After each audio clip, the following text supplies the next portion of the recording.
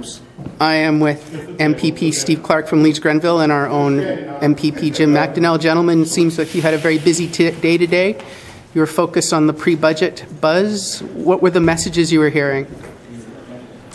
Well, I think it's a fact that the health sector, we're seeing lack of increases to cover the inflationary increases we've seen over the last number of years. I think the hospitals, we're talking 3 years.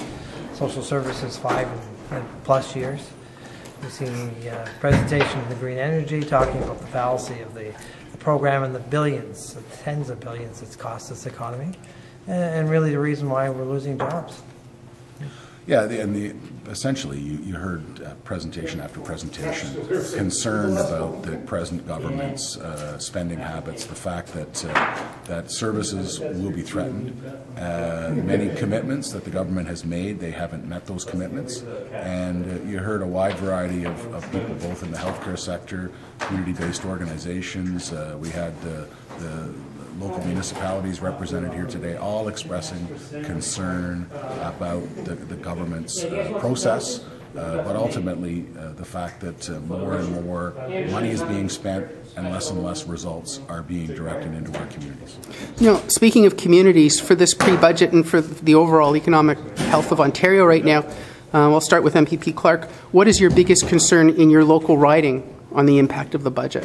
Well, you know, more and more we've had people come to our office expressing concern about their ability to be able to keep money in their pockets and be able to invest it.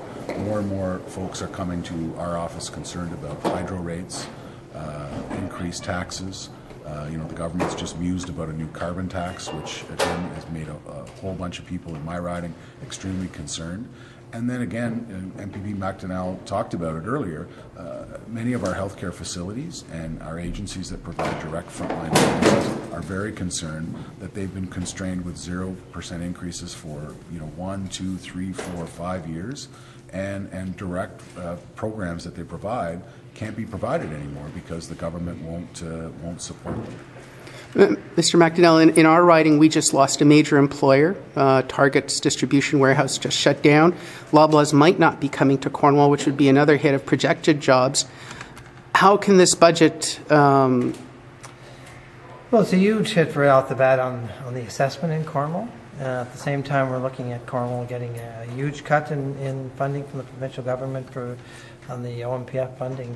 They're supposed to equalize... it's our only source of funding we get from the provincial government. That's being cut back significantly, as well as the United Counties.